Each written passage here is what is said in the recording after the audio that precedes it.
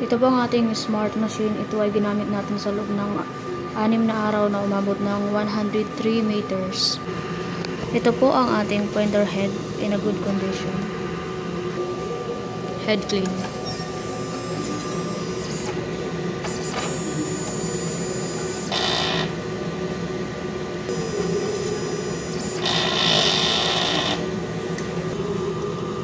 Punasan ang coupling. Punasan din ang wiper.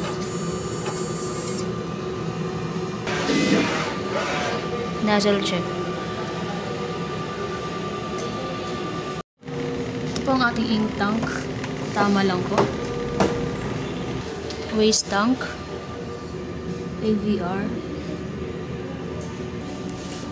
ICC profile. Output record.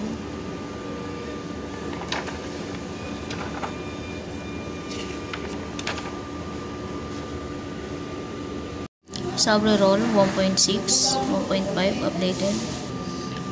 Cyan ink, magenta, yellow, at black. Maintenance checklist. Ink, unused.